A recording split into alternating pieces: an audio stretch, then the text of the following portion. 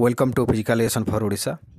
आज आम बर्तमान जो चर्चा चली विनेश फोगाट को रेसलर जो अच्छा से केमिति कटिले से विषय रे किछि आलोचना करबा एवं रेसलिंग रे कौन कौन तारे माने ओजन रो कौन नियम थाए से विषय रे आज किछि आलोचना करबा।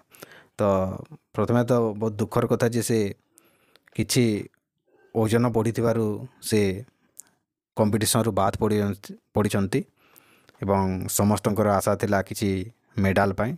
देखिबा कौन अछि ओजन उपर आधार करी ओलंपिक्स पाई रेसलर मान को किपरि चयन करा जाए।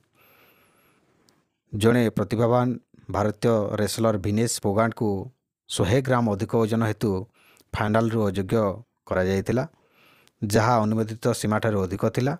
एही घटना कुस्ती प्रतियोगिता रे एक कठोर ओजन नियमर महत्व विषय विवाद और वितर्क सृष्टि करथिला।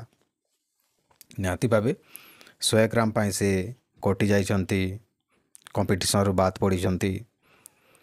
यूनाइटेड वर्ल्ड रेसलिंग रो धारा 7 अनुଯାयी प्रत्येक प्रतियोगी निज इच्छा रे अंशग्रहण करछंती एवं निज पाई दायी बोली विवेचना करा जाए।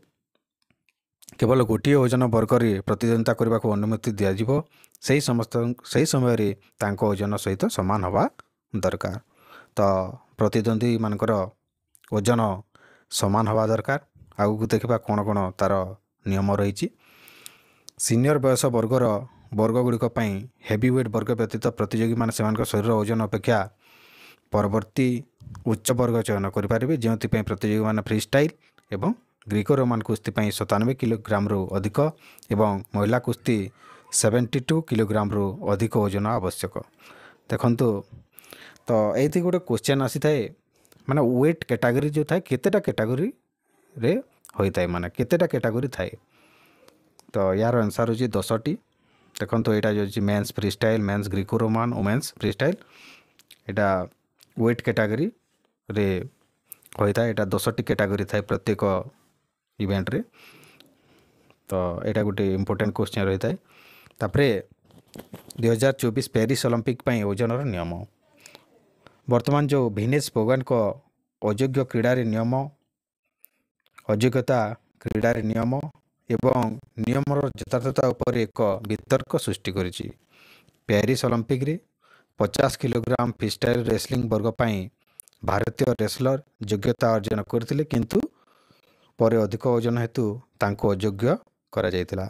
अवश्य जेतेबेले शेष जांच करा जायतिला सेतेबेले से ओजन सीमा उपर 2 किलोग्राम होइतिले एवं प्रतियोगिता पूर्व तांको ओजन ह्रास करने को कहा जायतिला।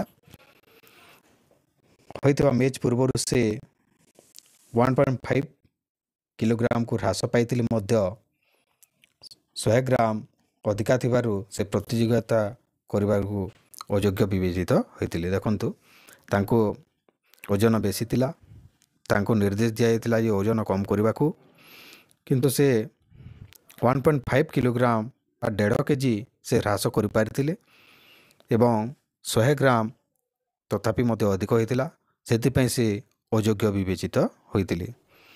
तापर एही घटना क्रीडा नियमर कठोर कार्यकारिता एवं एथलेट वृत्ति उपरे यार प्रभाव उपरे प्रश्न उठी। तेणु मिलित विश्व कुस्ती सम्मेलन धारा 11 अनुଯାयी ये सब गुड़ाक नियम अच्छी, जोटा कि ओजन समय कुस्ती योद्धा माने सेमानकर निर्दिष्ट ओजन वर्ग पर प्रत्येक सकाले ओजन करने जरूरी। प्रारंभिक ओजन एवं चिकित्सा नियंत्रण अधिवेशन 30 मिनिट पर्यंत चली थाए। माने सबुदिन सकाले ओजन करा जाय थाए जो माने कंपटीशन रे भाग नहीं थांती। द्वितीय दिन रे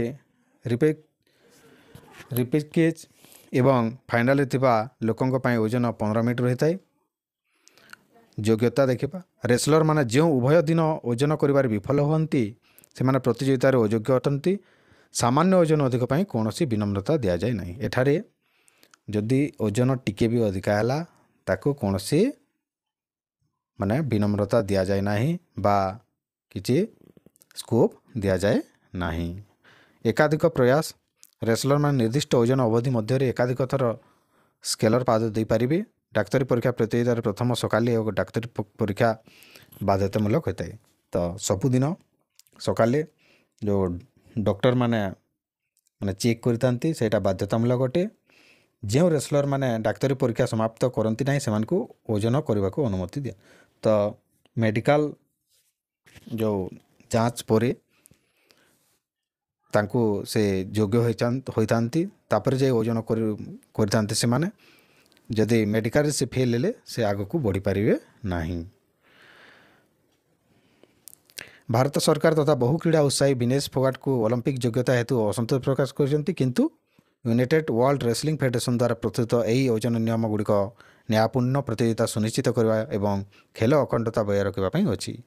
ଏହି ନିୟମ ଅନୁଯାୟୀ ରେସଲର୍ ମାନେ ଉଭୟ ପ୍ରତିଯୋଗିତା ଦିନରେ ସେମାନଙ୍କର ମ୍ୟାଚ୍ ପୂର୍ବରୁ ଓଜନ କରାଯାଏ ଏବଂ ଇଭେଣ୍ଟ ପାଇଁ ଯୋଗ୍ୟ ରହିବାକୁ ପ୍ରତ୍ୟେକ ଦିନ ସେମାନଙ୍କର ଓଜନ ବର୍ଗରେ ରହିବାକୁ ପଡ଼ିଥାଏ।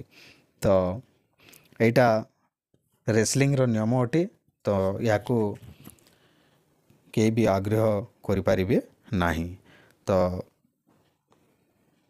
ଯାହା ବି ହେଉ ସେ ଭଲ ଖେଳିଥିଲେ, କିନ୍ତୁ ତାଙ୍କର ଓଜନ ହେତୁ ସେ କଟିଗଲେ। ଏଇଟା ଗୋଟେ ବହୁତ ଦୁଃଖର ବିଷୟ। ଆଶା କରୁଛି ଭିଡ଼ିଓଟି ଇନଫର୍ମେଟିଭ୍ ଲାଗିଥିବ। ଯଦି ଭିଡ଼ିଓଟି ଭଲ ଲାଗୁଛି ଆପଣମାନେ ଲାଇକ୍ କରନ୍ତୁ।